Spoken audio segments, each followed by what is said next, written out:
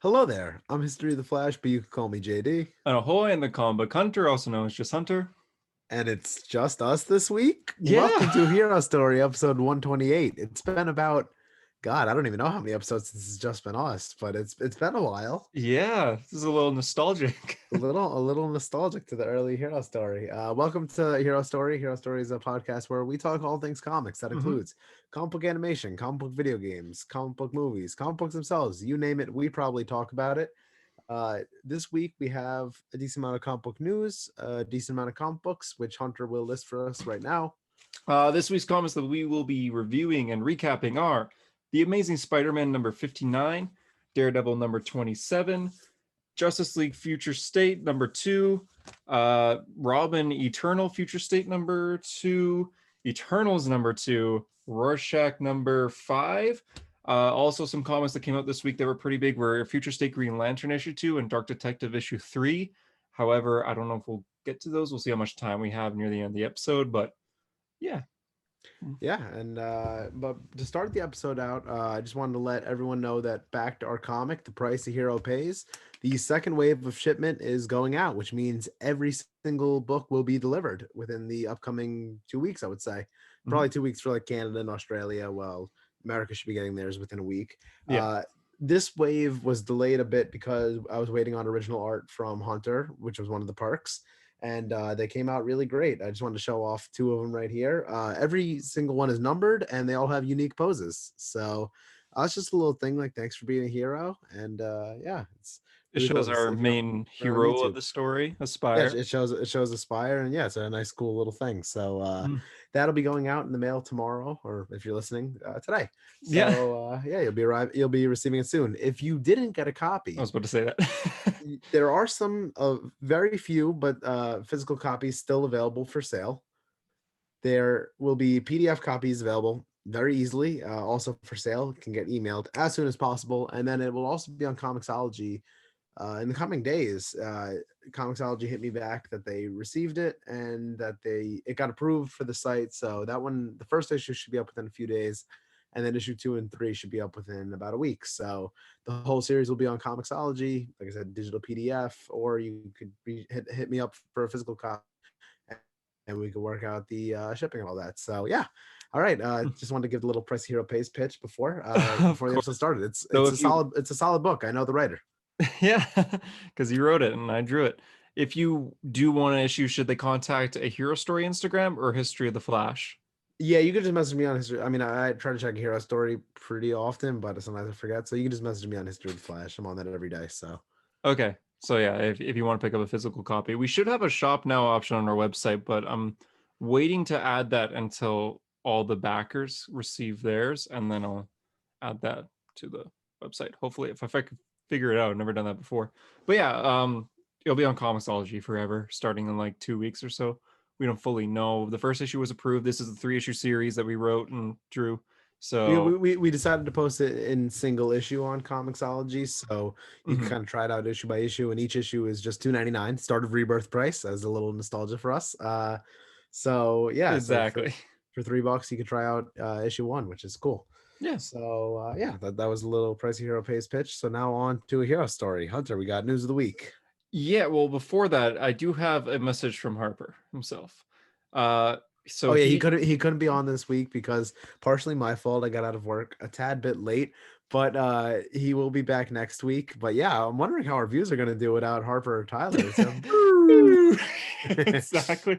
Tyler, all he told me when I'm like, "Hey man, you want to come on this week?" He's like, "I don't know, man. There's some really cool Guardians of the Galaxy news that I want to hear about, but I'm lit." He sent me "I'm lit" multiple times, and I'm like, "I don't know what that means, man." And he's like, "Hey man, I can't make it. I'm lit." He sent a lot of long messages, probably stuff that I shouldn't play on the show. They're very much loud and entertaining in a way, but granted, you saying those in a group chat, I don't want to go looking for it. Sorry, Tyler. But I do have the personal message from Harper, which I have not listened to at all. oh boy. So this is why he's not here. He told me play this one at the start of the show, and there's going to be a few messages from Harper kind of littered throughout the episode. Harper beyond the grave will keep sending messages. Exactly. So I haven't heard this yet. Hello, everyone. It is me, Harper. I know what you're thinking right now. What are we going to do? Harper's not on a hero story. Fuck. This show is absolutely fucked. Sorry, Hunter, for saying fuck so many times. But the true reason that I can't be on this week is not because of me. And it's not because of Hunter. And it's not because of past guests like Tyler or Caleb. No, this problem goes much deeper than that. The problem is Josh DeGrazia. Yes, you heard me correctly. JD has fucked me over by finishing work at 10 p.m., making it so that I can't record because my schedule doesn't work out. So if you want to blame someone, message at History of the Flash. He's kind of a smaller account. He's losing followers every day at this point. And That is very true. Tell him, go fuck yourself. Oh, that was classic. Okay. As I mentioned, I am the reason that Harper couldn't record, so I beat him to the punch on that one. But yes, feel free to send your Harper missing messages to me. I guess. I wonder if you'll get many. Harper's got an army that follows him, so I'm prepared. Literally, people probably clicked, "Oh, new episode of Hero Story," and then they see that it's just us immediately. Like, where's Harper? Yeah, exactly. Don't worry, he's technically still in this episode. I have quite a few more messages to play at certain moments of the show that he told me when to play them. So so we both listened to the Scrubs podcast, the Scrubs Rewatch podcast with Zach Braff and Donald Faison. Mhm. And the creator of the show Scrubs, Bill Lawrence, occasionally appears on the show, but he decided to put in his own segment called Interrupting Bill, where he just sends voice messages to the show, and then it'll be like a random quiz, like, oh, okay. all right, on this episode, who did this? And and then he'll like pause it, and then they'll try to think like what the answer is. So like Zach will answer it and he'll be like, "Good job, Donald." Like he's guessing who answered. So it's really good, and Harper also listens to it. So I'm guessing that we may have some quizzes ahead of us. I have no exciting. idea what to expect. He sent them to me, and I'm like, I'm not gonna listen. I'm gonna give my full reaction when when we're recording, which is now. So our next bit of Harper will happen actually in the comic segment. He didn't have anything to say about the news, I guess. But starting with the live action news or adaptation news. Adaptation. Correct. I gotta myself. be the one to correct you this episode. Yeah, Tyler's not here to get angry at me. I'm not ready for these names that I have to pronounce. William, I already messed up. Willem Dafoe was spotted on the Spider-Man 3 set. Willem Dafoe. Yeah, I know, right? When I said William, I'm like, oh, no. Oh, man. He was spotted on the Spider-Man 3 set. This is just reported. There's no actual pictures, so no actual proof. At this point, doesn't surprise me that he's appearing. We get photos of Julia Roberts in a thong. Why can't we get pictures of this weirdo? Exactly. But no pictures or anything. Same idea with Charlie Cox, how people were like, oh, he's on set right now. Okay, where's the proof? Kind of thing. When I see it. Granted, with all these returning villains, I could kind of see it happening. Do you believe it? Daniel RPK, who I don't really like, he sent out a thing that there's going to be 6 villains from prior universes that only 4 of them have been revealed, which was the Doc Ock, Green Goblin, Jamie Foxx, and Sandman, right? Sandman and New Goblin, I think. Or no, Sandman, yeah. So he's like, there's gonna be 2 more that are gonna be revealed. Oh, so you gotta do Green Goblin. and that's gonna be the Sinister Six. So I guess it's possible, but I don't know. I guess we'll see. And see. Yeah, I mean, we still don't really know much on this movie. Tom Holland recently did do an interview where he was asked, "Hey, are Toby and Andrew in this?" And he was like, "Nope." Like, obviously, he's gonna say that. He's not gonna be like, "Yep, they 100% are." Like, yeah. No, he's not. I know there's a whole joke that he spoils things, but for the most part, that is a joke. So it's more Mark Ruffalo, I find, who ends up accidentally spoiling things. Like, for those who don't know, when Thor Ragnarok was coming out, he watched the whole movie and his phone was in his pocket on Instagram live stream for the first 45 minutes. I still feel like that was set up. I don't know. Whenever they have like these like spoiler things, I always feel like they're set up. Like Disney approves them. I don't know. I feel like usually the only one that I think was not supposed to be revealed was when Don Cheadle was saying that he was going to be in Falcon and Winter Soldier. I think that was genuinely a slip up. But like all the other ones, when they're like, "Oh my God, he accidentally posted the script," or he accidentally, it's like Tom Holland did the accidentally reveal the Infinity War poster. That's fake. Like I think a lot of when it comes to marketing, there's no such thing as bad advertisement. Like it's gonna get out there, right? So I That think a lot of those are fake. that being said, I do think the Thor Ragnarok one was real, just because why would Disney approve? Yeah, play the audio for the first 45 minutes of a movie that's not out yet. I just think it's like a hype tactic that, like, I don't know, like that little piece is just gonna get people hyped. Like, you got people talking about the movie. Like I said, there's no Good point. such thing as bad advertisement, right? If he leaks Thor Ragnarok the first 45 minutes of audio, that means people are talking about Thor Ragnarok. Yeah, I mean, fair enough. Fair enough. And oh god, you made me say Thor Ragnarok more than once. I'm gonna die. Yeah, I forgot you hate that movie so much. I haven't seen the movie in so long. I want to well, so long, less than a year. Oh, if I wanna only we had a rewatch it. rewatch show. Yeah, coming soon. Falcon and the Winter Soldier got another trailer, which is the first full trailer that's actually piqued my interest, to be honest. Up until then, I thought the first trailer was kind of okay. It was very typical Marvel, which I love. I'm like, okay, I'm going to really like this, but this isn't jumping out at me like this is going to be incredible like the WandaVision trailers did, the Loki trailer, even the Black Widow trailer. It just seemed like a typical action movie. But this trailer seems to go into the plot a little bit more and has me interested. Did you watch it? Mm-hmm. What are your thoughts? Sorry, I had like a yawn. I felt like a yawn coming, but it didn't exactly Mhm. come out. No, I thought the trailer looked pretty good. I was kind of in the same boat as you, but it kind of like, I like the Winter Soldier, so I feel like, you know, the show could be pretty good. But yeah, I thought I'm really interested in Zemo in this show. I think Yeah. Zemo's the X factor on the show. So Mhm. With a comic accurate mask on. yeah, Finally. yeah, Yeah, big I fan. feel like he could be one of the best characters in the show. I feel like before Thanos, a lot of people were saying Marvel's weakness is villains. They don't have very good villains, but Zemo was one of the few that was like, all right, this guy has a purpose that makes sense, and he's actually succeeding in doing it. So he was one of the few villains that was actually good before Thanos came along. I think ever since Infinity War, villains have been fairly decent. I know there hasn't been that many movies since then, but yeah, I have a lot of hope for this now. Yeah, originally, the first look at this whole series was there was a Super Bowl trailer like a year or 2 years ago where it was only like 15 seconds, but I thought that was more interesting than the first full trailer because it was showing a lot of US agent as Captain America, and I felt like, oh, this is going to be like one of those things where even though That Sam that that Wilson, that that was the moment where you're like, I need the US agent first appearance. yeah, which basically, but even then, it's just that interests me because I'm not a US agent fan. I know I just bought his book, but I'm not a fan of the US agent. But I like how they're using him in this case, where even though Sam Wilson was given the shield by Steve Rogers, US agent is getting the shield anyways. It's kind of like the government are just taking over, being like, nope, we have this Captain America who's being used from this new trailer. Looks like he's being used exactly like Steve Rogers was in First Avenger at first, where he was a face more than a soldier. You know, he was doing plays, he was giving fake speeches to soldiers, and he wasn't actually out there fighting. That's what US agent seems to be. So yeah, I'm getting excited for it. I think it could be good. Anything else you want to say on that? No, I think the show's gonna be good. I think I'm expecting that to be probably my favorite out of the shows. Okay, yeah, fair. There was a leak recently, and I didn't believe it at first, so I didn't even put it to the news of the week. This was a few months ago. That the Inhumans will return for Falcon and the Winter Soldier. This was like a huge leak that no one really believed, or not necessarily return, but more so be recasted and introduced.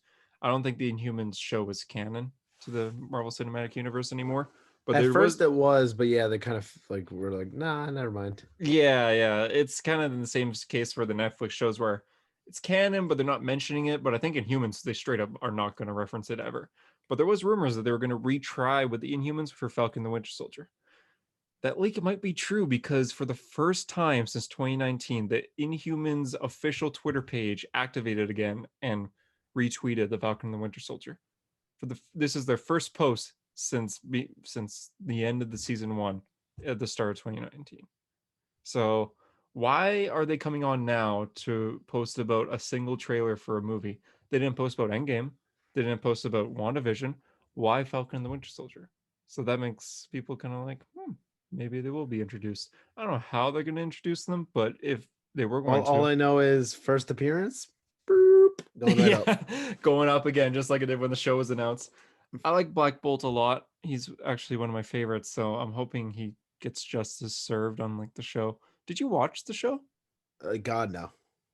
Yeah, I watched Just I watched the first episode and that was it. First appearance, iconic Kirby cover.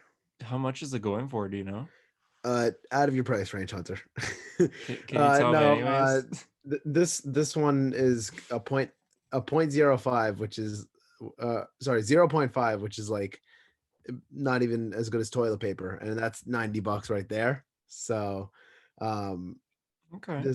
this copy a little bit better, but probably like a 1.5, maybe 2.0. That's 150 Oh bucks. yeah. So it's an expensive book. It's a very nice cover though. It's iconic because not only has the Fantastic Four, but it's got the Inhumans like all the way in the background. So it Mhm. is one of the iconic covers. Like, you know, a lot of first appearances, like the guy doesn't even show up on the cover, and you're like, that's like Wally West's first appearance. I know, bringing Flash up in a non-Flash conversation, but his first appearance, he's not even on the cover. So it's like, it's cool. It's a really cool issue. It's my dream issue, but like, he's not on the cover.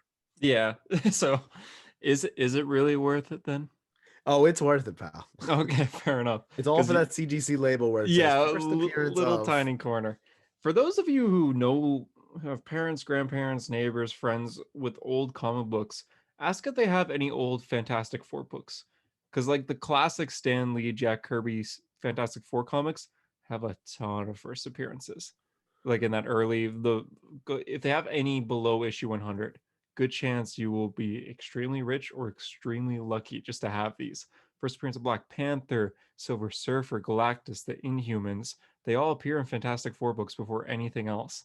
So see if you have any. See if you know anyone who has any, because they might have one and think it's worth nothing and give it to you. Or maybe they will know the worth exactly and be like, yeah, give me like If $1,000. if you're into the whole collecting game, stay tuned for later in the podcast, or skip ahead with the timestamps, because we're going to be talking a little bit about comic collecting and all that. So Later on, yeah.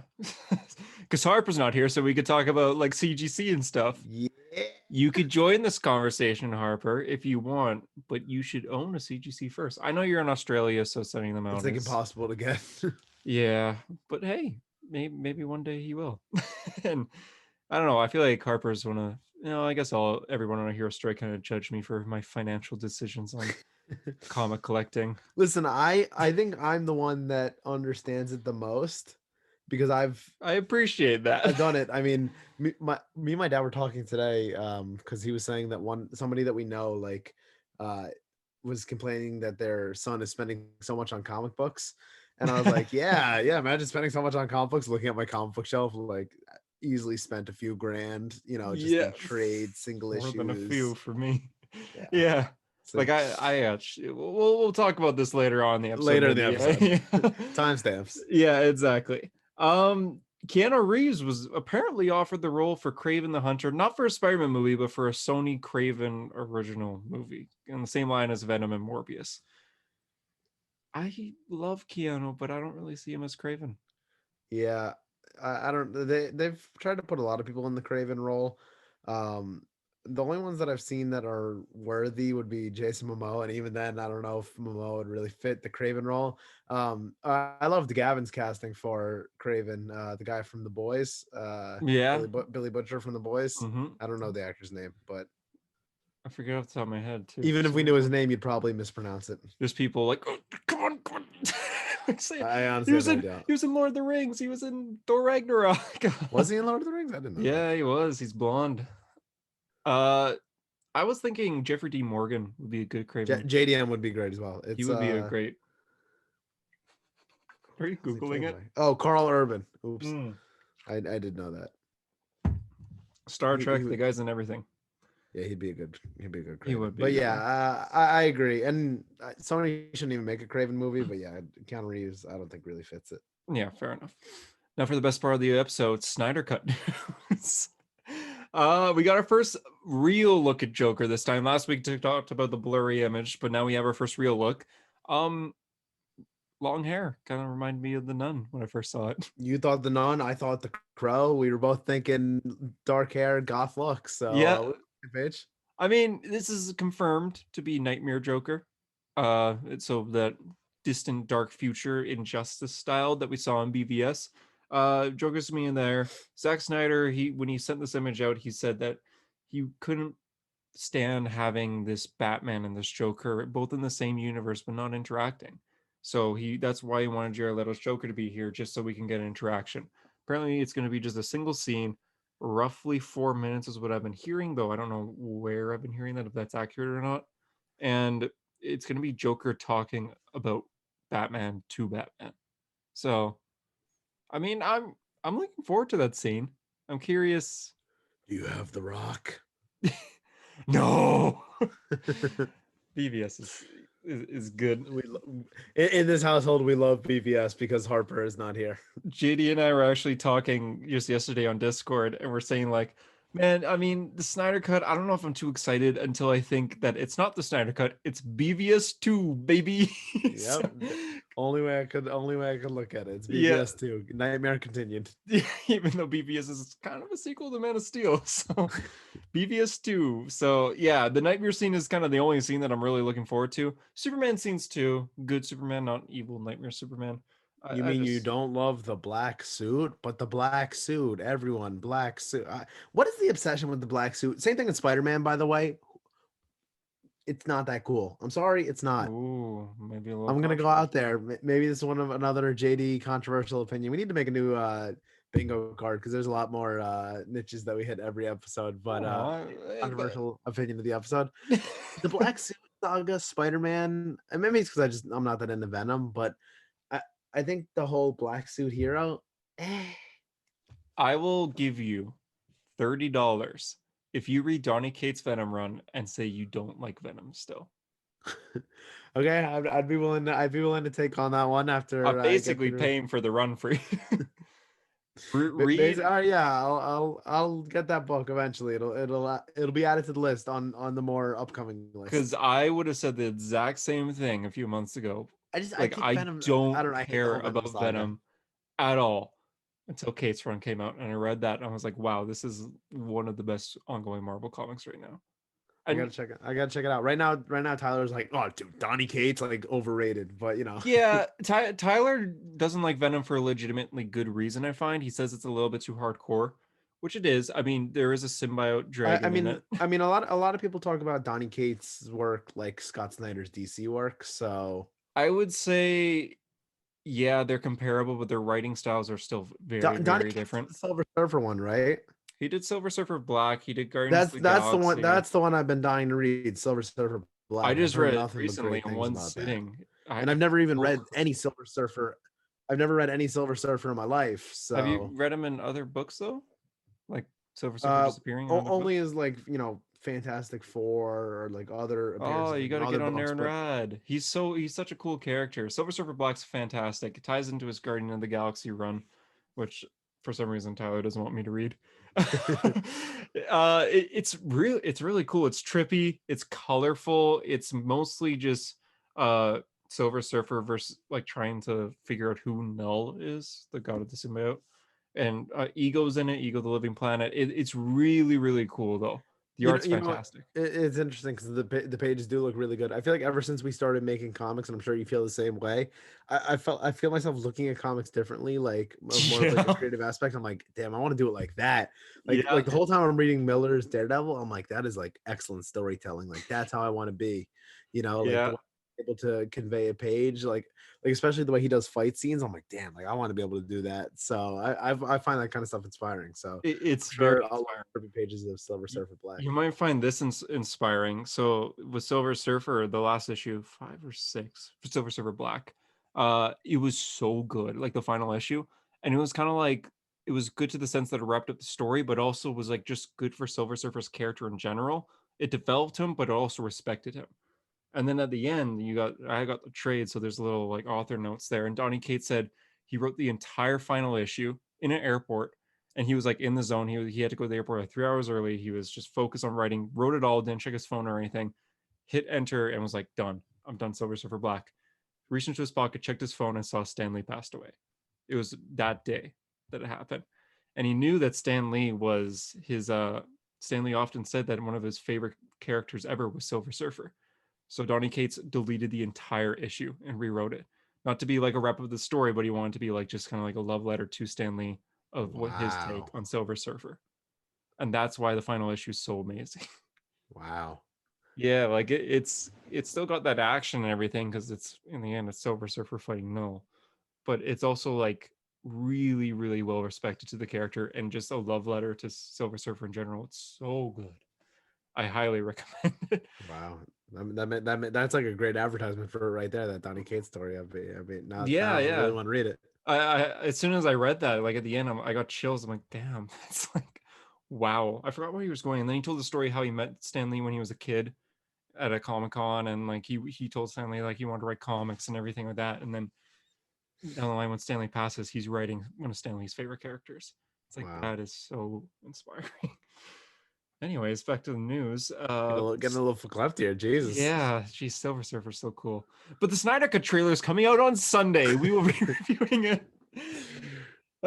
People are hyping up this. Anyways, back to the news. People are hyping up the Snyder Cut trailer. We got a little tease showing Black Suit Superman again. I do agree with you, JD. I think it's a little overhyped, although I do like it a little bit. That's like my least favorite era of Superman is like the whole like death of and return of era.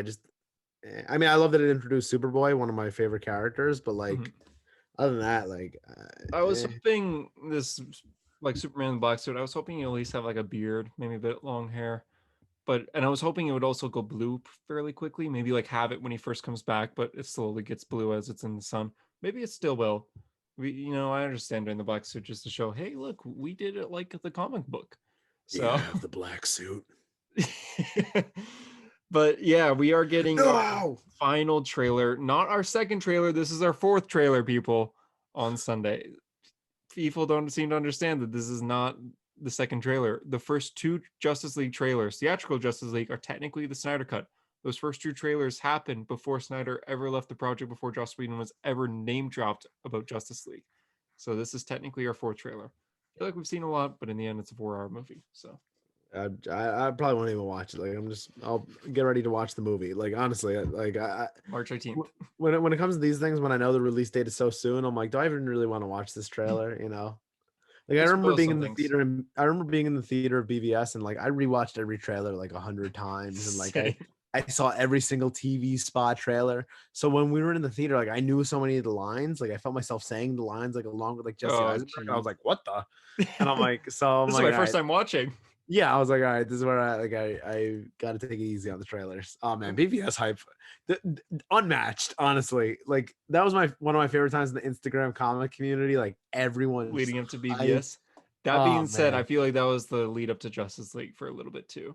I remember, 100%. I remember tearing up with that first trailer. Oh Stefan will say, "No more Kryptons, no more lanterns." I was like, "Oh, he name dropped lanterns." Yeah. And you see like that quick shot of the Green Lantern in the flashback sequence. I was the biggest Green Lantern fan when that movie's coming out because Hal and Pals was my favorite ongoing.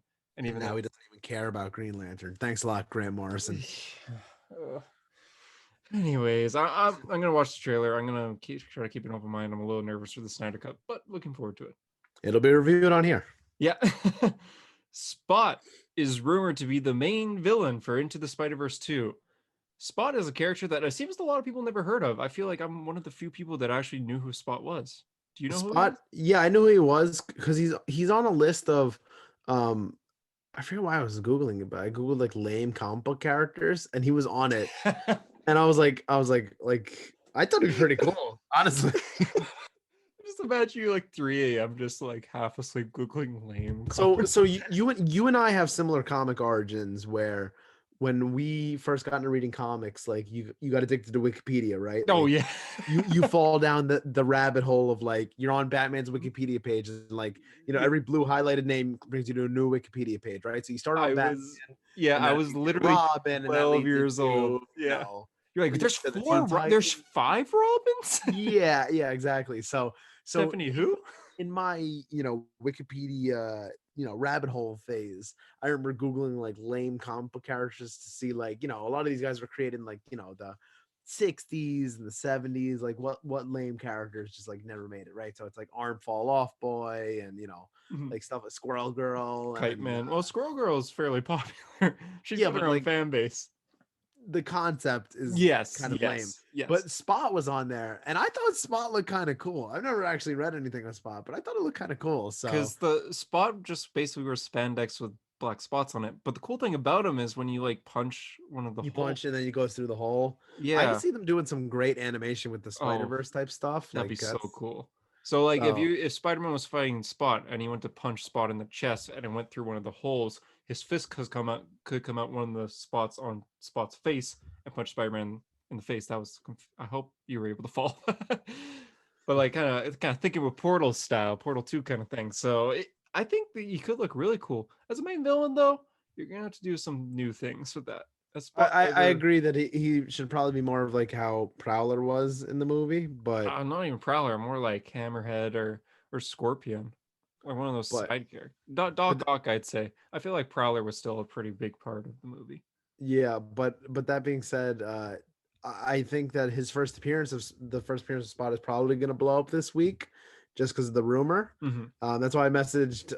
We have a comic book hunting chat where we kind of talk about like spec books and all that, and I threw it out there just in case anyone wanted to get a quick purchase before the hype train really came in, and I'm curious if that one's going to take off. I see there's a lot of new listings for it today on eBay since I had sent you it. Like, What are they going for?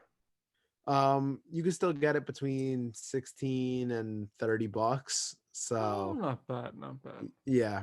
So it's about Okay. getting like a high grade copy, to send in for grading. Exactly. But there's definitely a temptation to get one. What issue is it exactly?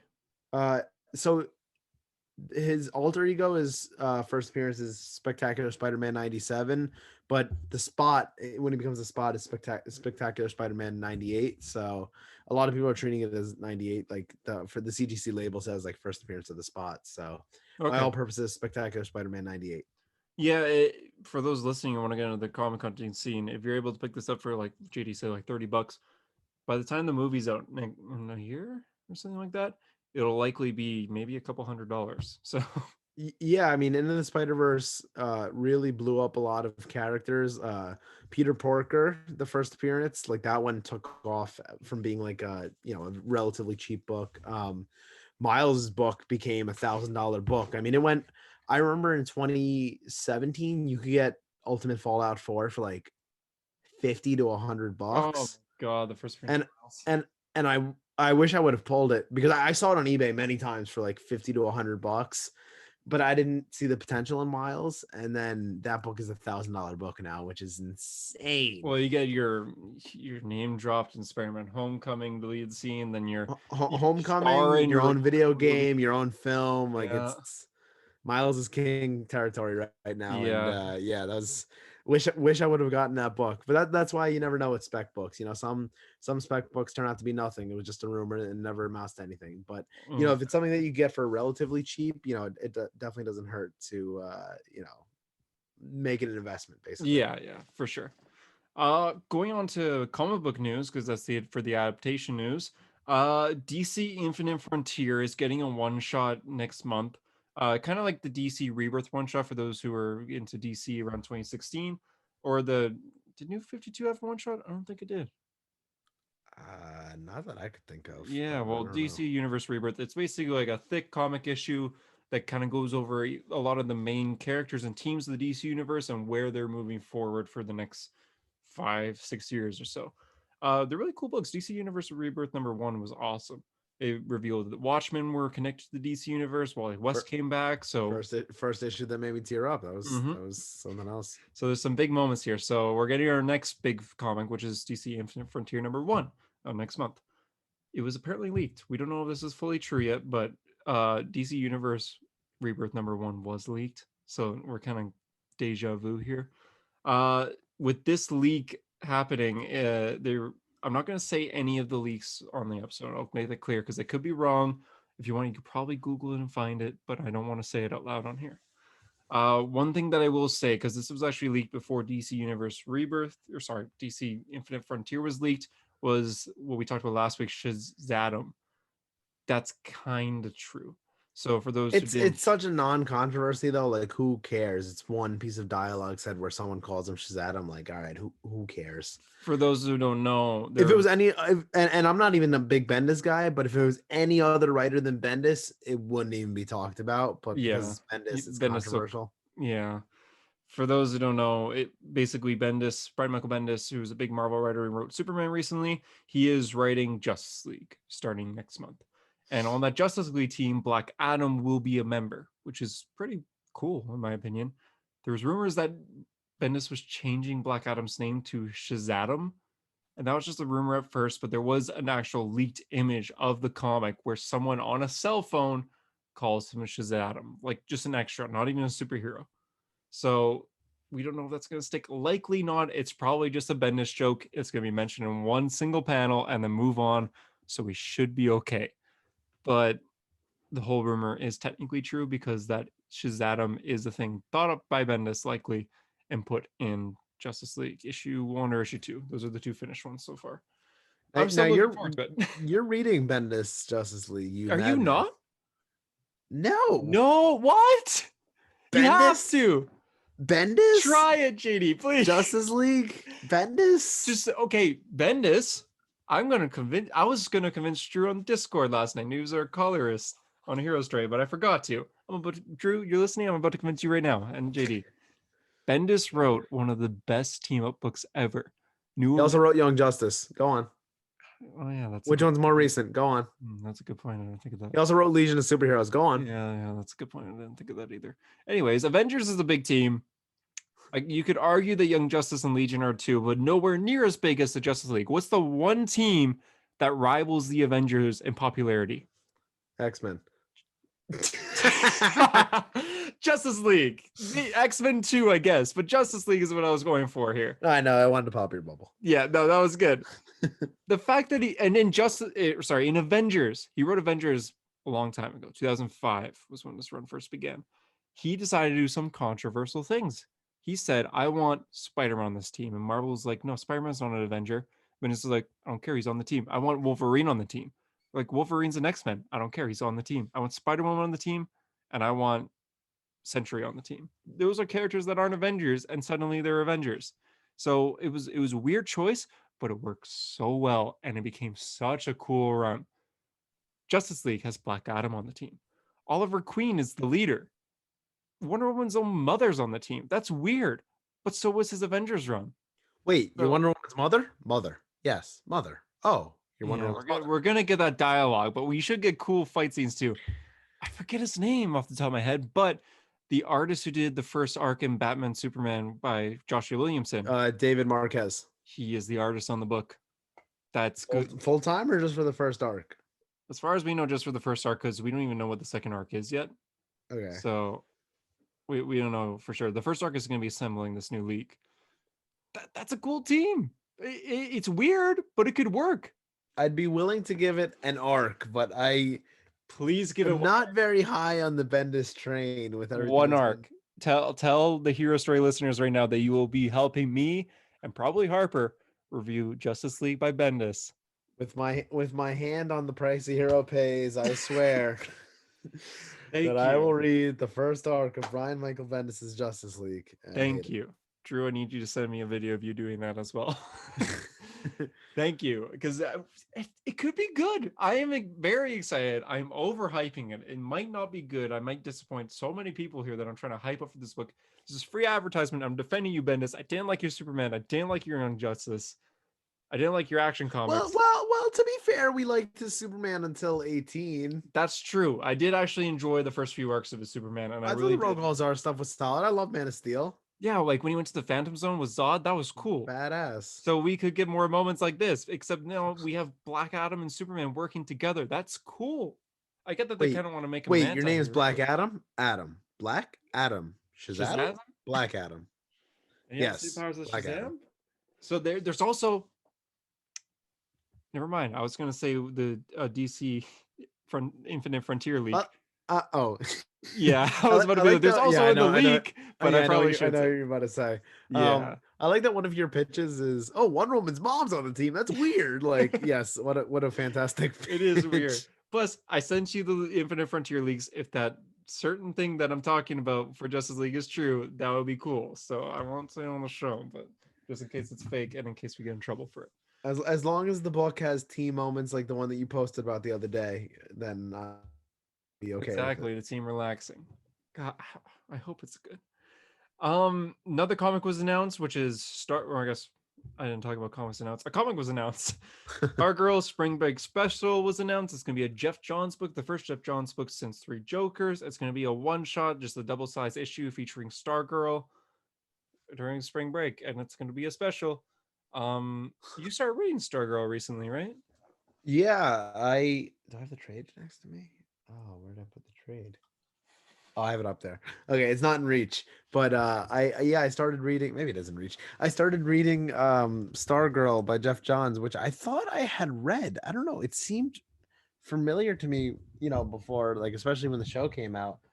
Like some of the things. Oh God, I'm gonna try to reach over for that. That's not good. All right, there we go. All right, yeah, Stargirl by Jeff Johns. Pretty thick book. It's a good book. That's a lot thicker than it's the cover is the live action. Okay.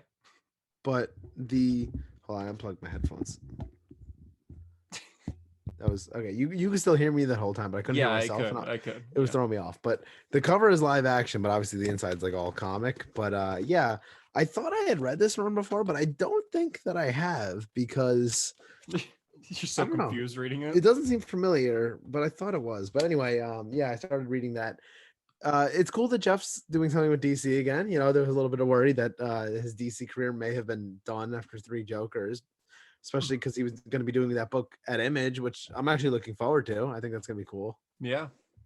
Granted, this is only a single issue, but yeah, it's just a one shot. But yeah, and Todd Knock is going to be doing the art. The artist from Young Justice, the original Young Justice run, which I think he has like the perfect style for Stargirl. So he does, yeah. Cool. It's very classic, but it's cheery at the same time. I like that. I don't know if I'll read it. Sorry. I probably won't read it. It's a one shot. I usually don't check those out, but yeah, that's cool. I check them out if they're more like a character that I'm really into that isn't Batman. But I bought one for Magneto when the X-Men had like a giant size Magneto tie-in. Was that good? Yeah, it was interesting. Magneto bought an island. Oh, it was a tie-in like to the X-Men story, but yeah, no, it was cool. Okay, sounds pretty interesting. Yeah. Last bit of team up news, last bit of comic news, and last bit of news is the Guardians of the Galaxy are getting a brand new kind of team change going on. This is not a new run. A lot of people seem to be saying that this is a new run for Guardians of the Galaxy just because they're getting a new cover artist, which is Brett Booth. He got work again. That's good. This is actually going to be Guardians of the Galaxy issue 150. No, I could be wrong. Maybe it's not 150. It's technically Guardians of the Galaxy number 15, but it's something legacy number 150. Yeah, it might not even be 150 though. It might be something else. It's a legacy number, like 100 or 150 to 200, 250. It's one of those. But if you're going to the store to buy this when it comes out, it's going to be Guardians of the Galaxy number 13. Team is getting massive. It's quite big. The main character, or the main big character that's going to be on this team, who's never been a Guardian of the Galaxy before, as far as I know, is Dr. Doom, who is joining the Guardians of the Galaxy. And Tyler's hyped about this. That sold a lot of people. I don't know if Tyler was even reading Guardians, the current run, but yeah, he was very excited about this. So to list off the full team, I'll read the full team here. Hulkling, Star-Lord, Nova, which is Richard Rider Nova, Groot, Gamora, Wiccan, Quasar, Rocket Raccoon, Dr. Doom, Super Skrull, Moondragon, Drax the Destroyer, Novar, Mantis, Hercules. Two names that are I'm going to try to pronounce here and offend people. Quasar. I feel like that's right. Quasar. And regardless if it's right or wrong, Tyler's already cringing. Go on. Folialavel. Yeah, that was a great pronunciation. That was 100% right. Okay, I'm gonna JD check your phone. I'm sending this name to you. You pronounce it. I'm not too big into Guardians of the Galaxy for comics. I haven't read them. I will. I want to. Tyler doesn't want me to for some reason, but I want to. Phi-Lavel? Oh, that makes more sense than whatever I said. What? Phi-Lavel. How do you pronounce the word phone? Pachone? Yeah, do you not? Damn Canadians. I don't know why I read it like that. I wish, you know what, I could edit that out. I won't. You will not edit it out because I need Tyler to see that shame. I'm wearing a CW Flash sweater. I need to be shameful this episode. I mispronounced the name of a character I don't read. I'm sorry. I'm known for this clearly, but I apologize. I hope people aren't offended or cringing. And that's it for the news of the week. I'm gonna play a quick Harper thing that I was told to play. He said this is a cameo that I could play at any point in the episode. So Harper's gonna jump in now. Hello, Harper. Hello, true believers. It's me, Stan Lee here, and I know what you're thinking. Stan, how come your mustache looks so much like Adolf Hitler's? Well, I think it's time I told all of you. I am Adolf Hitler. Thank you, Stan. It's been like 20 minutes since I just had a heartful story of Stan Lee, and then Harper comes on being like, "I'm Adolf Hitler." Imagine you would have played that after like the heartful That'd be so about bad. Oh, I kind of think God. because he sent me 2 cameos to be played. I figured one was Stan Lee, the other one I'm guessing is gonna be or Mark Ruffalo. It could be Jason Statham. My dad was a bulldog. My dad was a bulldog. Yeah, it could be, but I don't know who it is yet, so we'll have to wait and see. I figured one was Stan Lee though, so I made sure not to play it after that. All right, that's it for the news of the week. Now the comics of the week. JD, what did you read this week? Daredevil and Spider-Man. All right, well, God, I want the King and Black tie-ins to be over. it is over. This is the final King and Black tie-in. Thank God. Did you not like it? It's not that I don't like it. It's just I want to get back to the main story. Like it feels like a distraction. And that's it's a bit of a problem with modern comics is you often have to tie into the whatever event is going on. I mean, we've talked before about how like Williamson's Flash felt like it lost like an entire year because of all the Year of the Villain stuff, all the tie-ins that needed to happen. Oh yeah, the Captain Cold arc. Yeah. So it's Daredevil was so great. The first what this was issue what 27. Yeah. The first 25 issues are like perfect, and then 26 and 27 are like they're okay.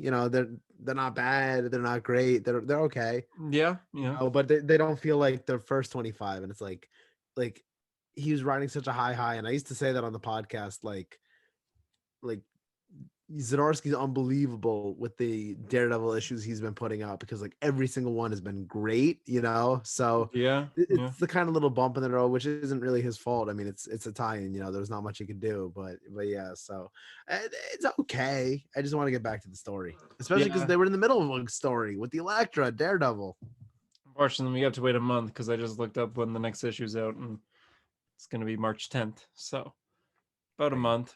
Because it's the agony, if you will. Yeah.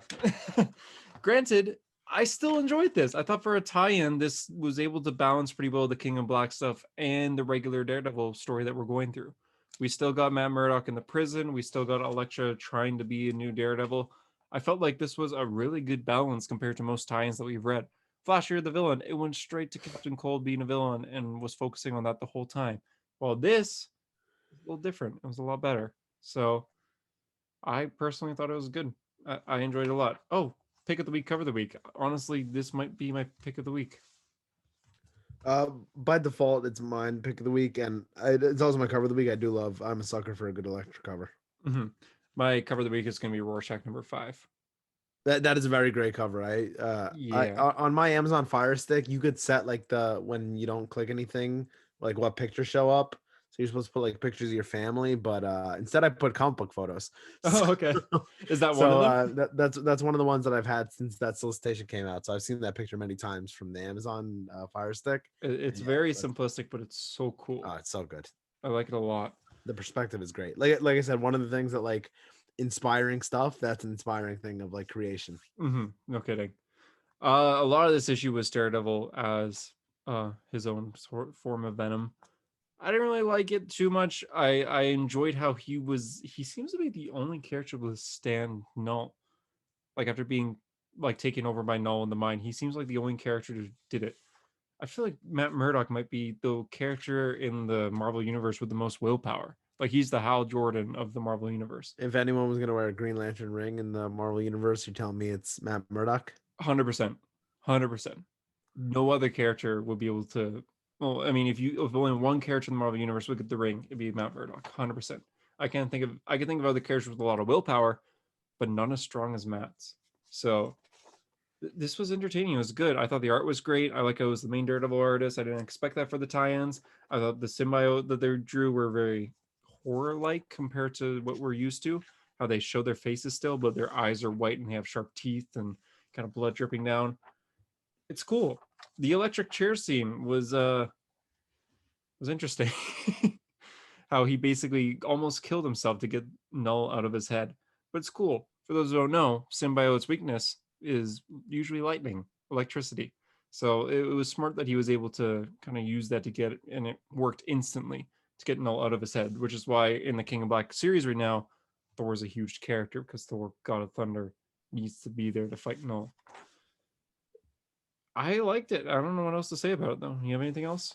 Yeah, like I said, I'm ready to get back to the main story. I do agree. I was surprised that the artist was back. The main artist was for this on this issue. Unexpected, but yeah, I don't know. It's the symbiote's not really something that I care for that much. So I'm ready to get back to good old Daredevil. Yeah, fair. Next up we got. Oh, what do you rate it first off? 6.57 maybe. Okay, yeah, I give it maybe just like a 7. You want to do Spider-Man or you want to wait on that? Up to you. I mean, Spider-Man is the only other one that I read this week, so Maybe I'll just let's do Spider-Man, then I'll binge through the future state and DC stuff. Spider-Man was kind of boring this week. yeah, I thought the same thing. It was like, all right, this is kind of like repeating ourselves from last week. Last issue. Last issue we had a lot of Spider-Man getting angry at Norman Osborn coming to visit his grandson because he doesn't deserve that love in a way, since he's the Green Goblin. Even though he's been reformed to be a good guy here, Spider-Man still doesn't trust him. Mr. Negative is a character I don't really care too much about. I know he's cool in the video game and all that, but still, for a standalone story that feels more like filler, if anything, I thought it was kind of boring. Still a good series. I'm still enjoying Spider-Man. There are a lot of rumors right now that Donny Cates might be taking over Spider-Man. So yeah, is there any salt to that rumor though, or is it not a legit thing? no, it's just, well, the rumor came like a month ago. The main rumor was because since issue 1 of this current writer, Nick Spencer, the first issue he said Null was his big bad. Not Null, sorry, Kindred. He was Kindred's first appearance was actually issue 1 of this run. So then later on, we finally do the Kindred arc, and the Kindred arc is kind of over at this point. We're kind of doing filler arcs now. Mhm. And so there was rumors saying, oh, since Kindred is over, we're going to get a new Spider-Man writer who's going to be Donny Cates. Some people didn't believe that, and then it was announced Donny Cates is leaving Venom. So it's like, all right, maybe he is. And Spider-Man seems to be a big character with Dylan Brock in King of Black. So I hope it's the case. I think that'd be really cool, but we don't know yet. Maybe Donny Cates is writing a new series. Maybe he's not. Maybe he's just focusing on Thor. Let's wait and see. I have nothing else to say about this issue. Yeah, that's why I figured we could kind of just get out of the way. Like it's a nothing burger of an issue. It exists. I'm not dropping Spider-Man, but this was kind of a boring issue. Agreed. I'll do Rorschach real quick before I jump into Future State. Oh, Rorschach... I dropped Rorschach just for the viewers because I've talked about it in the past. Oh, right. I dropped Rorschach. It's not that I'm not enjoying it. It's just that I know I'm gonna enjoy it as a 12-issue series as opposed to issue by issue. So Rorschach's kind of difficult to talk about because you can't really spoil it. Like, not that I'm trying to spoil it for you. Like, I physically don't think I can because it's very much like a slow burn story. This issue went over a lot of flashbacks to the war that comedian was in with Dr. Manhattan. Vietnam. Yep, where he shot the pregnant woman in the bar. Eddie, you have to pay my child support. I hate you. You love Watchmen. Watchmen's cool. You knew the lines. There's a lot of flashbacks to that where you see from a soldier's point of view of all this going on, just like a regular guy in the background saying like, "Oh, comedian was so cool. Like he was a hero. He was so badass, but now he's dead," kind of thing. It's cool seeing that perspective. And one line really stood out to me. I'm gonna try to find it here. Or not. He was talking about how he wasn't in the bar when that happened, but he saw a comedian and Dr. Manhattan talking outside of the bar. You could have turned the glass into bubbles, but you didn't. You don't give a damn about humanity, Doc. He said, so to quote this guy who was there at the time, he said, And there he was, outside some whorehouse, standing with Dr. Manhattan. Hadn't seen him since the boat. Manhattan just saved our asses. And there they were, the two of them, man and Superman. Just don't ask which is which. So I was like, huh, that's a good line. That is a good line. It's a good book. This is coming out quite often too. It's kind of going to catch up with Strange Adventures at this point. But yeah, I really enjoyed it. I give it like a 7, 8. No, sorry, 8 or maybe 9, 8.5. I'll say 8.5 out of 10. It's good. Another Marvel comic I forgot to review real quick. Eternals #2. Eternals I'm reading, and I'm so confused because I don't know the Eternals that well. This is kind of my breaking point to getting into them. Eternals haven't had a series in a long time, so I think it's confusing for everyone. Every time they introduce a character, there's a little bio of explaining who this character is. For the most part, this was Icarus, who's the main Eternal that people care about, fighting Thanos and wondering how the hell is Thanos alive? Is Thanos an Eternal because he's back at the same time that the Eternals are returning? And it goes over kind of like a flashback story that reminded me a lot of God of Thunder, which is a Jason Aaron comic, where Icarus met a man on a beach like a long time ago, and the man said, "There's a monster out there. Can you save us?" And Icarus was like, "Yes, I'll go save you. Stay here." And so the man stayed there. Wait for Icarus. I'll read the scene out loud, actually. Weeks passed, the monster did not appear. The boy stayed dutiful. Years passed. He found a family, yet could not find the monster. Still, he stayed. Eventually, he was old, and the monster that came that was once was that words. I'm going to reread that. Eventually, he was old, and the monster that came was one which sprouted inside him and grew until the machine of his self would not function. He died on the beach when his son was away fetching him fresh water. His eyes were dim, yet his vigil continued. He never saw the monster. He never saw his maybe God again. His children took the boy and the man, now grandfather, now dead, to the pyre that had guarded so carefully. And yeah, basically the panels are showing this guy aging, just waiting for Icarus to return. It's interesting how he's just like, Icarus is like, "I'll be right back," left, and then years pass to the point where this guy died of age. And when Icarus comes back, he sees his grandson, and his grandson's like, he wasted his life waiting for you. How could you? And Icarus doesn't understand because he thinks that his grandson is the actual boy. He didn't realize he was gone this man's whole life because Eternals don't age. But yeah, it's a good book. It's deep. It's a little confusing because we don't know the characters yet, but so far so good. I give it like a 7. I feel like I would enjoy it more if I was more of a fan of Eternals. Now for the Future State books, I'm going to play a Harper line real quick that he asked me to play at Future State. I don't know if he meant while I'm reviewing it before, but I'm going to play it now. I haven't heard this yet. Hello, everyone. It is me, Harper. I know what you're thinking right now. What are we going to do? Harper's not on a Is that the first message? That is the first message. I realized that right away. I'm like, I was about to say, wait, why is he even introducing himself? I am going to read you that. Let's ignore that just happened. Here is Harper. Oh my God, who cares about Future State at this point? Like, you know what? I'll admit, I was kind of excited. Like, as it was getting closer, I was like, you know what? This is a cool idea. Who gives a fuck, man? I don't know if you guys have talked about the comics yet. Who knows? Nope. I'm going to spoil shit. Oh. What the fuck was Teen Titans? It was, what, the Titans fighting evil Wally West again, and just nothing fucking happens? Who was Red X? I have no idea who Red X was. Did I miss something? Am I an idiot? I don't know! To answer your question, Harper, I forgot Teen Titans came out this week. Yeah, the Future State Flash tied into Teen Titans. So okay. Barry's like dead. I saw some panels online. Barry's like dead soul was like watching them. That's weird. Yeah. Did Barry die in Future State Flash? Yeah, he at the end he got like trapped in like the soul world. Like, like that movie Soul. Oh, that's weird. Yeah. I forgot it came out, so I didn't read it. So, but yeah, I heard they didn't reveal who Red X was because they're trying to keep it like a little bit of a mystery. Well, he's Frontier. Infinite. I was gonna say Red X is gonna be an Infinite Frontier, so I guess we'll find out then. Maybe we'll have to wait and see. I kind of agree with Harper. Like Future State has started off really strong, I think, but now at this point, since we're getting these massive Future State advertisements and these Infinite Frontier advertisement in each issue, where it's like, this is exciting, like this looks cool, like all the Batman characters together. There's one for Superman, there's one for Wonder Woman, there's one for Justice League. It's like, this looks so exciting. I don't care about this possible future that isn't even canon. So I kind of just want to get back to the main stories at this point. Robin Eternal was all right. Like, I'm one of the few people I find that didn't really like Robin Eternal. A lot of people seem to like it a lot just because it's very nostalgic to the Detective Comics Rebirth run. Same artist is on there, but I don't know. I don't really care for it. Tim dies and comes back. There's the girl from We Are Robins in it, which is cool, but I didn't care too much about it. Justice League, which I thought the first issue was the best Future State title, that's now Aquaman instead.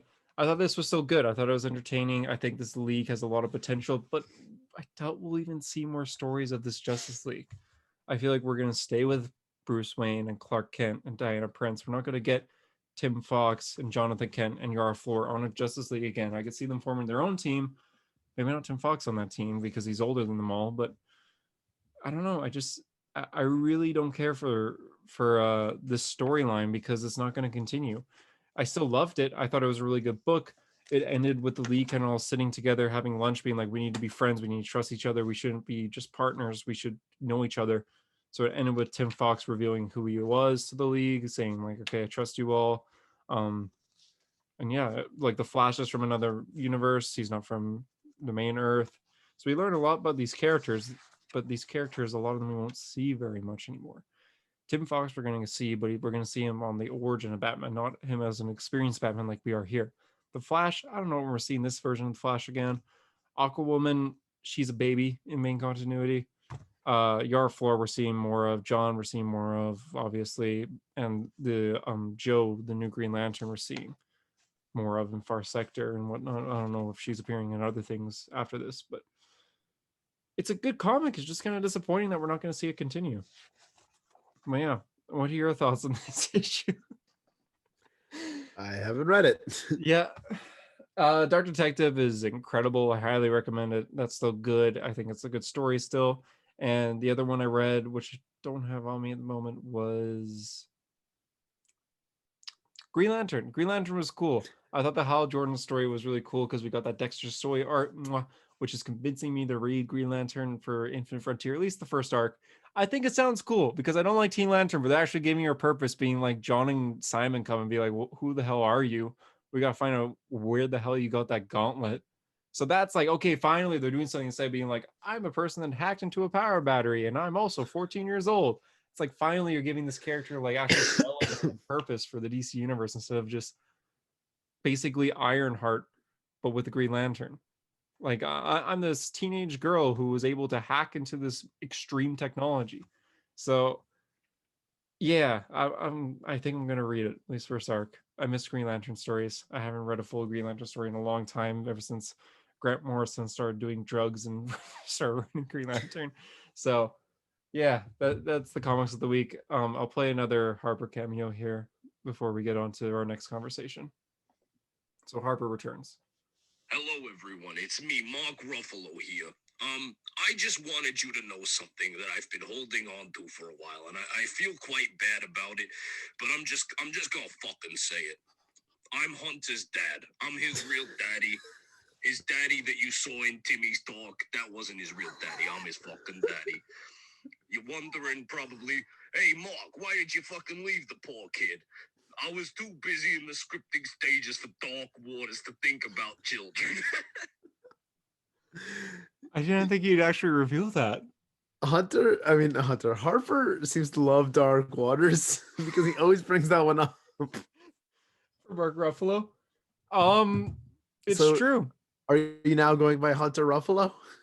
Well, we didn't want to do that because like Mark didn't want the world to know that he had a kid, right? So I was born in 1998. At the time, I didn't actually really. Apparently, I have like baby photos with me and Mark Ruffalo, but I didn't actually, I didn't actually know him as a kid. Like growing up, like obviously you don't remember when you're a baby. Most people, I imagine. So the first time I officially like met Mark Ruffalo, I was like 11. I didn't like him. You know, he was just like the guy that left my mom. So we went to a Denny's, just me and him, and it was awkward as hell. That's like a core memory right there. Like, have you seen Inside Out? You know when you get like That's a core like memory. the gold memory, yeah.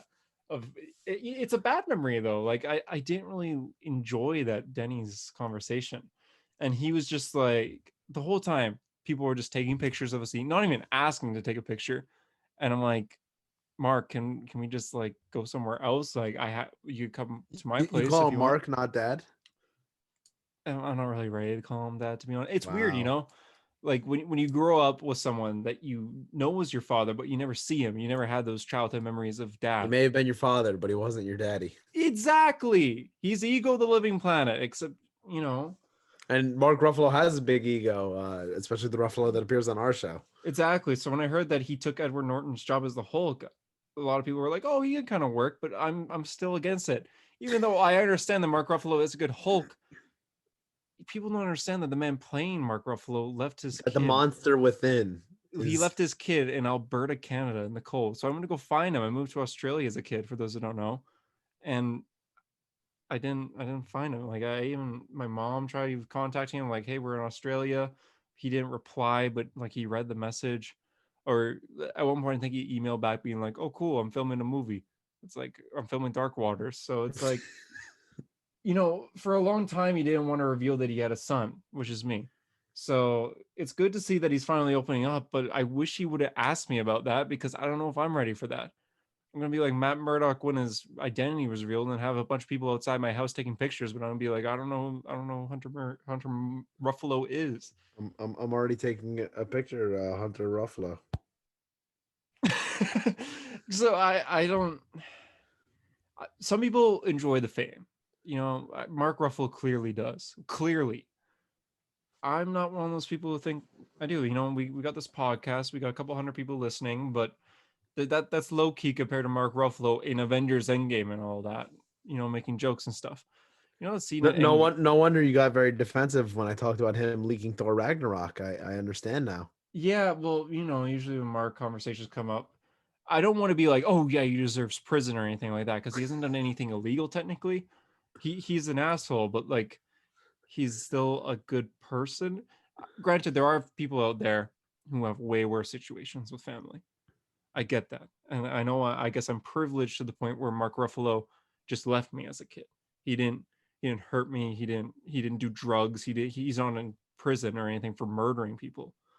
But in the end, he left his boy in Canada in the cold and went on to shoot movies. And like, imagine a situation where your dad's a celebrity, but you're also like you're walking the red carpet with him. You get to be with the cast of the Avengers. I haven't met Chris Evans, and he's friends with Chris Evans. Like, come on. Fucked up, dude. It's fucked up. Yeah. So I wasn't expecting that. Anyways, what are we doing? That's that was drawn out so long. I already know Harper's gonna have a whole tie day with that. Anyway, collecting comics is a cool thing that happens on this between us. Well, we are a comic book podcast. What is on the radar for you, collecting wise?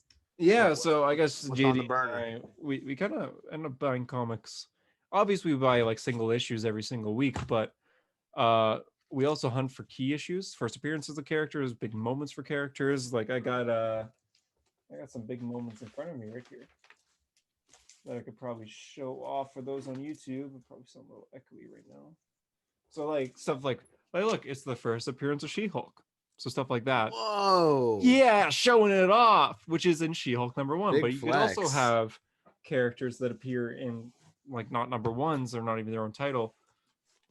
Thor God of Thunder #2, first appearance of Gore the God Butcher, who was appearing in the MCU soon.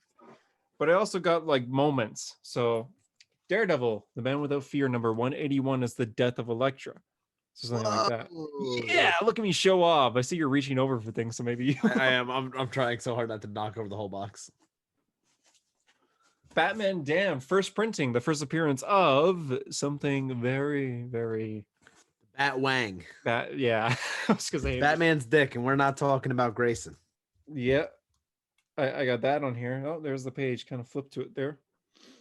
I forgot that happened. But yeah, I got the first printing, which could a 9.8 of this could go for quite a bit of money. Because you see that on there. I can't even show the camera because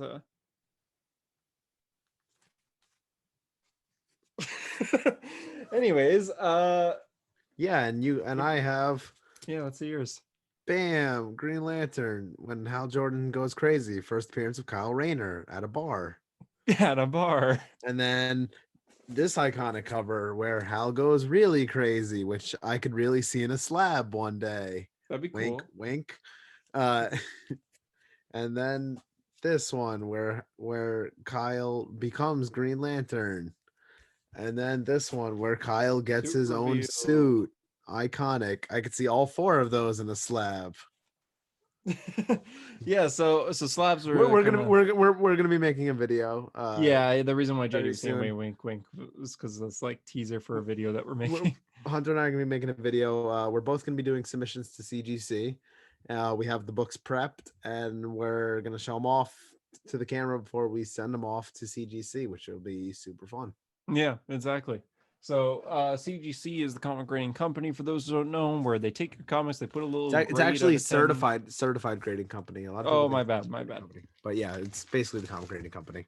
They make beautiful slabs, which it basically encapsulates your issue in a plastic slab, and they give a grade to it. The 9.8 is considered like the best. You would think, why not 9.9 or why not 10.0? They're nearly impossible. 9.8 means that it's perfect outside of any manufacturer defect. So, sometimes you'll notice when you buy a new comic off the shelf, it has like a little bit of a corner like ripped off, and that's just the way the comic was cut.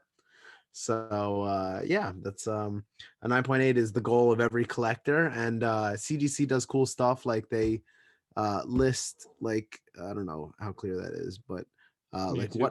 what makes the issue iconic. So like this one says Wally West becomes the Flash and death of the original Dove. I clearly bought it for the death of the original Dove. Obviously. Yeah. But it's a really cool way to encapsulate your comic. You can see the back it shows you the back of the comic too. And yeah, I only own one right now. I have 3 books at CGC headquarters right now awaiting a signing from Jeff Johns. And then I'm gonna be sending in, I think, all said and done, it's gonna be 9 of my personal books, and I'm gonna be sending out a few books for friends. So yeah, it's gonna be really fun for that submission. Yeah. Stuff that we're hunting right now. I've been looking for the past month for Eternals #1, and I'm not really looking for I know you've been hunting. What has it been? All eBay? Has it been eBay, mycomicshop.com, Facebook Marketplace, which is those who want to look into getting some rare finds. Facebook Marketplace has been golden. That's how I got that She-Hulk #1. And It's funny how it turned golden for you, because I felt like when you first started on Facebook Marketplace, like there was nothing in your area. nothing at all. But then I ended up finding She-Hulk #1. I got all of Ultimate Spider-Man in trades for like $100, which is such a good deal because some of those are out of print completely. So if I were to buy that on Amazon, it'd be over 1,000 likely for Canada. But $100 for all the trades, deal. So I've gotten pretty lucky on there. You have too, right? Like gotten lucky on Facebook Marketplace. Oh yeah, I met up with a guy from Facebook Marketplace, which, looking back at it now, probably I shouldn't have gone, but I did. He wanted me to meet like 2 towns over. He said he had like a place, and I thought I was going to his house. I didn't realize it was a shop. It ended up being a comic shop, but he's like, "Oh yeah, meet me at this address." So I was like, "All right." I pull up, and he just, like, he's standing outside the door. He's like, "Oh yeah, come inside. I'll show you the comics in here." And I just walked right in. Like, I didn't think like I could be murdered in here. And Yeah. I didn't even tell anyone that I was going, like my roommates or my parents or anything. So it was, but he was cool. He owned a comic book shop of all back issues. There was no new issues. So it was Oh, basically just like, there's a it was place basically for just like a room that he rents out, and it was all back issues from like hunts that he's done. So he buys people's collections and then puts books up, so you get things for like $1 a piece. And that's how I was able to get a bunch of stuff. So I looked through, I mean, every book that he must have had, 2,000 books. I was there for hours. And the whole time I was chatting with him because he was a really cool guy. And, obviously Yeah. he liked comics. But yeah, I was able to get some really cool issues like Static #1 and Superboy #0, first appearance of King Shark, and which I think is going to take off with the Suicide Squad movie. In the game. And in the game. And I got a bunch of books. First appearance of Jessica Cruz, First appearance of Duke Thomas, Wildcats #1, which is first Grifter. So yeah, that was my luckiest Facebook Marketplace interaction. It's also my only Facebook Marketplace interaction. Okay. I've been on Facebook Marketplace since then, a little bit of research, but haven't gotten lucky on anything. There was one person who had the Amazing Spider-Man number. What number was it? It was from the If This Be My Destiny arc. Yeah. I remember I sent that to you a while back. Yeah, I remember the and issue. and it was pretty beat up, and it had like an ink stain on the front, but it's also the first appearance of, I believe, Gwen Stacy and Harry Osborn, and they had it listed for 200, but they were willing, to make an offer. But the more I thought about it, I'm like, I don't know, it's pretty beat up. But that was actually someone who was in my hometown, which is pretty cool. So the issues are out there, but yeah, I don't know. I think some people have asked me before, like, about collecting comics, like, how do you, get get to the issues? And it's a lot of online research. It's eBay, it's Facebook Marketplace, it's mycomicshop.com. Look up the value too. But well, yeah, comics.go.collect is a great site. It'll tell you the value, like every eBay selling of an issue and what grade, which is super cool. Yeah. But I think word of mouth is the best way that you can get it out there. You want everyone to know that you like comics. You need your uncle's old roommate's landlord to know that you like that you like comics, because there's a lot of people that have old comic collections that just sit there and they don't want it. They want to get rid of it. They want to try to get some money for it, and that's when you can end up scoring big. I think that you, Hunter, one of like your dad's friends, had gotten you some comics, right? Unfortunately, that didn't work out. He had 9 long boxes, and so my dad sent me pictures of it, and I was like, "Yeah, tell him I'm interested. Like, I will go there. I'll look through them all. Good chance I'll be buying them, because none of this was modern books. This was like books from like the 70s and 80s. So I'm like, guarantee I will buy some." Unfortunately, the guy changed his mind. He's like, "No, this is my childhood. This is I don't want to sell it anymore." So I didn't even get a chance to look at it. So there could be some gems in there that I didn't get a chance to look at. 70s Marvel. I mean, first appearance of Punisher. Probably some iconic Daredevil issues. Yeah, no, I wouldn't be surprised. Yeah, so unfortunately, some iconic X-Men issues. I mean, I'm gonna go ask again though, because that was like almost a year ago that we were talking about that. So I might hit him up again and be like, "Hey, you still interested?" Imagine Hulk 181 in the mix. Oh my god! Ooh, first Wolverine. I mean, that's in that era though. That's one of my dream books right there. That would be amazing. Wow. Yeah. Alpha Flight 1. Oh. I need my Canadian teams. But that's like the thing about like just getting it out there. Like, if your parents have friends, they grew up with comics, they probably have comics from back in the day that are like super cool. And some people hit you up like I've had people hit me up before with like, "Oh, I have a super old comic collection, you should look at it." And then I get there and it's like all like books from like 1995 to like 1999. I'm like, I don't know if I'd call them super old. Like, I'm excited that I was going to see some like Silver Age stuff, but it's always good to take a look at them, and you never know what you'll find.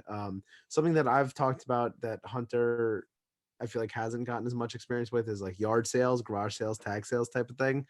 Where I live in the summer, there's one every weekend in the town, so that's a great area to go get them.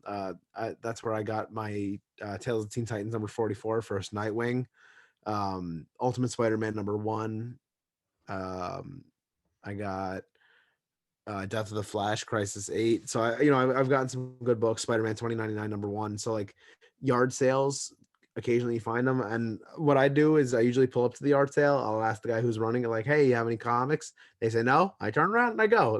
That's it. So you get lucky. I've felt like about like 30% of the ones that I go to have had comics, and you get lucky sometimes. So always worth the shot of looking. You never know what you're gonna find, because these books are out there. They're not on every corner, but the books are out there. And one of these days you'll run into like a early Fantastic Four issue, or you'll run into some gem of some kind. Like I was saying before, any Fantastic Four issue under the first 100 issues is going to be worth something.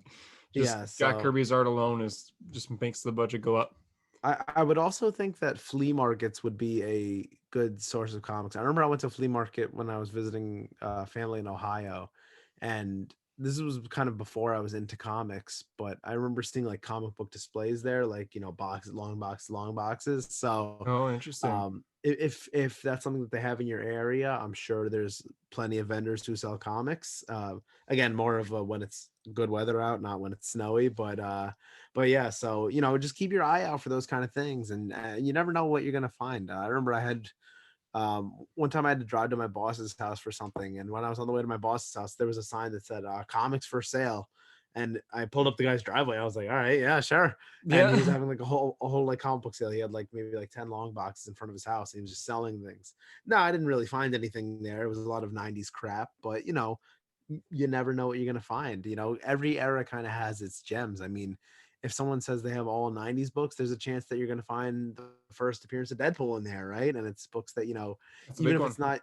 it's not your dream book, it's someone else's dream book that you can help A, make their dream come true, and B, help fund your dream book. Yeah. That's the way I view a lot of these things. All the books that I plan to get slabbed, not everyone's going to be a personal collection book. Not everyone's going to be my dream book, but I know there's someone out there who would love to have it. I know there's someone who it's their dream issue, and it'll help me achieve what I want my wall to look like and what my dream issues are. So it's about just finding those issues, and like I said, they're out there. You just got to find them. So Yeah, and like not every book needs to be worth a lot of money. I'm sending in the first time Sam Wilson puts on the Captain America suit. That's not worth much. It's worth $25.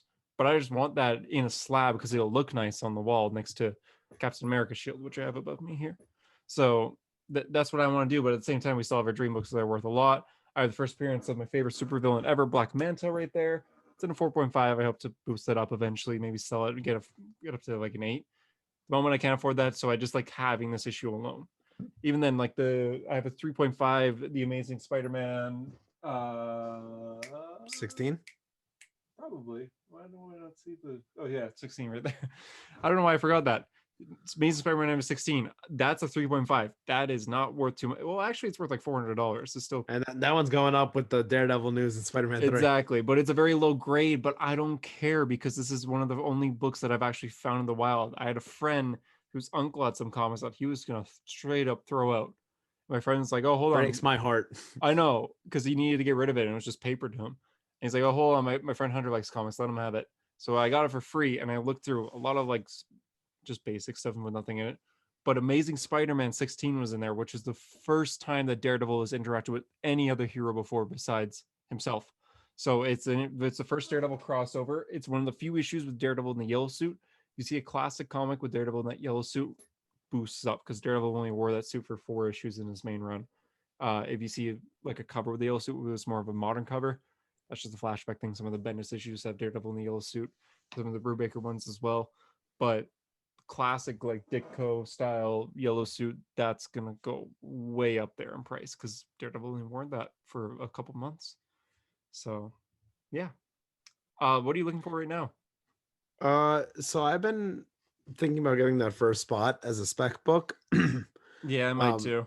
It's just a spec though. It's not anything that's like that serious. It's not something that I really see myself holding on to. It would just be for the flipping purpose. But I'm thinking about getting Convergence Superman #2, which is first appearance, birth of John Kent. Okay, yeah. It's not the most difficult book to get, but it's hard to find it. I find, when you get a raw book, it's hoping that it's going to be a 9.8 can be a little tough. So I was watching a bid for it. It was already CGC'd. It was a 9.6 and it was $50. So I was Oh. my plan was to snipe bid, which is, I hate snipe bidders, but I was going to become something I hate, which is basically you bid at the very last second to get the high bid. Now I was at work when it was happening and there was 10 minutes left. So I'm like, I was watching and I was like, all right, no problem. And then I got called on the intercom and I had to go somewhere and I was trying to keep in like my head, like the timing. And I pull out my phone and it was the sale just ended, $50. No one else bid against this guy. And I'm like, God damn it, I could have beat him. I could have gotten it in the pre-slabbed. But I believe when you miss out on a comic, sometimes it happens for a reason. You're gonna get the better deal somewhere else. So Hopefully. I'm holding on in that one. I'm not too worried. It's a modern book, so it's not the hardest to find. Yeah, Um, yeah. I've also Hopefully. been watching the Flash 110. The book really seems to have just jumped in value, which is weird because it's not like Wally West has really been in anything. They Uh, got the Manhattan powers. yeah, but like nothing to really make the book jump like that. You were able to get like a 4.0 for like $500. Now that's gone up to like $600, Ooh, you $700. gotta hurry up. So I know I got to get myself a copy, but it's my dream issue. It's one of two that I have left on my 2021 list to still get. So like right now you can get like a 4.0 is $800 on eBay, which is crazy. I just saw one Ooh. 2 weeks ago for $500. So that's a $300 increase. Here's a 3.5 for $600. Like it's becoming a tough book. So Yeah. I'm eventually gonna have to pull the trigger on that one. But You gotta. and then I'm also watching kind of random issues here and there that I happen to like that I could see myself getting one day. So like Green Lantern number 13 from the 60s. It's the first crossover between Flash and Green Lantern, Barry and Hal. It's a cool cover with like the Flash with like a giant head and the Green Lantern like shooting the ring at him. It would be a cool one to get, and I could probably get it for a decent price. I've been thinking about getting the Brave and the Bold books, two of them, Brave and the Bold 54 and Brave and the Bold 60, which is first appearance of the Teen Titans and second appearance of the Teen Titans, first appearance of Donna Troy. I Ooh, think that would that'd be be a good. cool book to have. I mean, the possibility that Donna could end up being in a Wonder Woman movie obviously makes that book, valuable. But more on a personal note, I'm a big Donna fan, big Teen Titans fan, and that original crew. So I think having their first and second appearance in a slab would be super cool. Yeah, for sure. I'm looking And I think that for. book's still undervalued. The first on a Troy, I think, Yeah, I has believe it is because she hasn't value that been in it's. anything besides Titans. I So would definitely jump on it. I'm looking for Eternals #1. I'm trying to get before the trailer comes out. I've been looking for the past month. I'm trying to find the best deal. The pricing goes up every day though. I gotta pull the trigger eventually. I found a guy on Facebook Marketplace in my city selling it. I messaged him and he didn't even reply. Oof. Raw Like or slab? slab, 9.2, How much? 240. 240. I messaged him I'm like, hey, are you willing to barter? And he read it and didn't reply. Oof. And then I replied again. I'm like, hey, I'm interested. Read it, no reply. I'm like, I Oof. should have started with I'm interested, but okay. I check eBay a lot, my comic shop as well. MyComicShop.com is brilliant. It's a great place for finding comics, especially if you don't just want them raw because they sell them pretty cheaply. And you usually get it within the month too after ordering. Besides that, I'm just keeping my eye out for any book that interests me. Spot #1, I'll likely buy. Those Spider-Verse Yeah, rumors. the Spectacular Just because it's Spider-Man so cheap 98. right now and it'll jump eventually. It's not a bad investment. Yeah. Eternals #1 is a tough one to get, I think, in a high grade for a decent price because I think, everyone knows the movie's coming out. Yeah. But I know Like when the trailer comes out, it's gonna jump up it's gonna take again. another jump, yeah. That's why I'm nervous for this trailer because it could drop anytime now. Yeah, like even right here you got a 7.0 for $179 and then but then right next to it I have an 8.0 for $150. Like that's Yeah. an odd price jump. Yeah, that's interesting. I'm looking for Captain Marvel #14, which is the first appearance of Kamala Khan. That's a Uh tough book. That's one that's that really really took tough. off. It took off so suddenly too, because when the Avengers game came out, we got like it jumped up a little bit, but it was still kind of affordable. But I was like, oh wait. And then it was announced she was getting a show. Still didn't jump that much. So I was like, okay, yeah, maybe we'll get it. As soon as we saw that first teaser, that like 5-second teaser during the Disney press conference thing, jumped up like crazy. Because people are actually seeing this is actually happening. So it's like, oh my God. So that's one I want and I hope to get within the next few months, but my expectations are very low. Even the raw book is hard to get. I mean, it's like even for a raw book, you're looking at $200, which is insane. Because then you still have Yeah, to get it slabbed. for sure. One of my most wanted books that I've been wanting for a long, long time now is The Avengers #57. which is the first First appearance of Vision. the My Vision. uncle owns 2 copies. Oh They're, my god, I will buy it off your uncle if it's a fair price. Yeah, I got to see both of them when I went through his comic collection. And when Wow. I grabbed the first one, like my jaw dropped, and then behind it was another one. And I was like, Oh my god. It's not even that the Vision is a big kid. Like he's obviously way bigger than it's he's an ever iconic been cover. with Behold the WandaVision. Vision. Yeah, it's the cover alone. It's so cool. Look up Avengers 57 cover. It is classic. It has So Vision classic. giant and he's putting his hand out and there's smoke all over the place. He's red too. He's only red. You don't see any green on that. It's so cool. When I did my internship at Marvel, there was a big poster of that in the office, and I saw that every day. I'm like, that's such a cool poster. There's even another one of one of the early issues where it's Vision crying. It says, even an android can cry. And I'm like, man, classic Vision's cool. And now, ever since WandaVision's coming out every single week, it jumps up. And I'm like, oh, no. They're going to recreate that scene on the show. And it's Oh, gonna, if they recreate it, it's over. Then the value. if they jumps even more. recreate it, it's gonna be in WandaVision out of anything. It has to be WandaVision. That's the only thing they could recreate this in, because I feel like they could just have him like smoke everywhere, just put his hand out, and maybe someone. Well, they probably want to have someone say "Behold the Vision," but I want that cover so badly. Yeah, I mean, even for a low grade copy, I mean, you're still looking at, like How much? a 4.0, you're looking at $250. That's Tough. not too bad. But in my opinion, the grade is what you make of it. So like a 4.0 is That's fine not bad. if the cover looks good. I'm fine with a 4.0, because what's going to be on display. My Black Manta's a 4.5. It still looks great. Yeah, like if it has a pretty cover, then I'm fine with that. If the problem's on the back, like my Flash 197, it's not a 9.8. It's got a stain on the back, but the cover is It's the back. flawless. So yeah, it's the back. I don't care. Yeah. So it's still gonna look great on display with that Jeff signature. So Oh man. Yeah, I guess so. Yeah, that's kind of what we're looking for in comics. Should we yeah, I wrap up mean, there? we post on the Comic Book Hunters account our 5 of 2021 that we wanted to get. I already got 3 out of my 5, which has been cool. I did them all in January, like right away. I got one. I got God of Thunder #2, which is the first Which appearance of is, Gore. yeah, God Butcher. that's a legendary book. Yeah, I can't I wait for love it. that one. Yeah. Yeah, I mean, I got 3 out of 5. I still got to get the 2 hard ones, Flash 110 and Daredevil 168, First Electra. So Oh, good luck. I was looking for that this morning for Celestia I because Frank know. Miller's doing a CGC signing. I'm like, man, that'd be so cool. I'm sending Death of Electric instead because I remember I texted you. I'm like, oh, they're not bad. There's some for under 100. That was a bid for like 1 week until the bid's over. So I'm like, oh, that's why it's under 100 because it's gonna go up to 500 by the end of the bid. Yeah. Yeah, when you said it's not that bad, I'm like, he must be looking at the wrong book. There's no way Yeah, that book's not no, bad. no, it is pretty bad. Like a raw copy is going This for like is not 500 good. Yeah.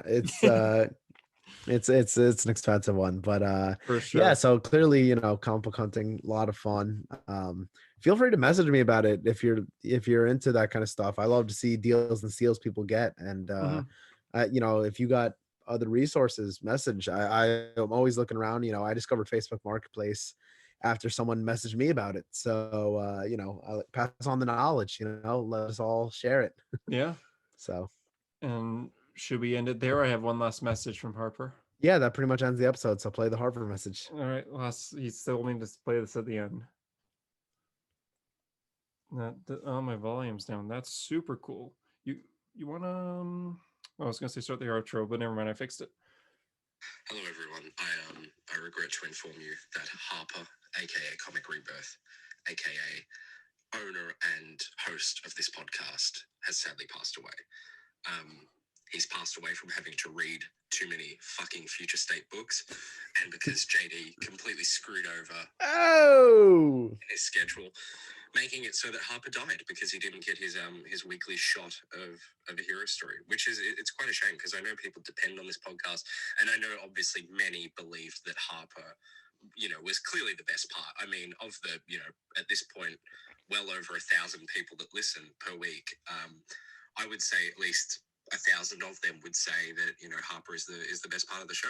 And I mean, I barely knew the guy, but I would agree, especially considering the I don't know, just the lack of chemistry and interest of the original hosts. Yeah, so rest in peace. Wow. A little offended. Well, that's quite an end to the episode. Rest in peace, One more thing Josh before Allen we Harper. end. We had a review recently that I forgot about. Remember? We had a Oh yeah. Someone reviewed the podcast on Apple Podcasts, which I ask you to do at the end of every episode, and someone actually did it. Shocker. We get maybe like 1,000 people listen every week, but not many reviews. Yeah, I mean, I don't really expect a lot of people to review. I listen to some podcasts, and I don't think I've ever reviewed one. But hey, if you want to, that's cool. If you want to Um, review the show next week, we will read your review out loud. Harper will read it and everything, assuming he can come on next week, and we'll review it. And if you have questions for the podcast that you want us to answer on the show, do it through Apple Podcasts. Look up at your story, say you want to write a review, give us how many stars you feel we're worth, and ask away. We'll answer. Yeah, this guy said, "Hey guys, I'm a huge fan of the podcast. You guys always deliver great criticism of the current stage of comics, and your insight is always a ton of fun to listen to. I was wondering, are you okay with characters acting out of character for the sake of the story?" Who's this from? C. Fagan. C. Fagan. No clue. Okay. I mean, I have people that I'm saying, like, I have people that DM me sometimes, like, you connect their Instagram name to like their review name, but oh, I see. doesn't ring a bell with me. But okay, well, thank you, C. We'll just call him C. C. I think that it depends on the story, but I think that a character can act out of character for the sake of the story, because that's kind of how comics are kind of made. I think it can make an interesting plot point when someone acts out of character, and it depends on like how they're acting out of character. But if it's something that like you're letting the story shape around that, I think it can work. I would say it works depending on the situation of the story. So like when Wally West sat on the Mobius chair and got the Manhattan powers, he got a lot more serious. He got a lot more kind of toned down. That worked. It was out of character, but it worked.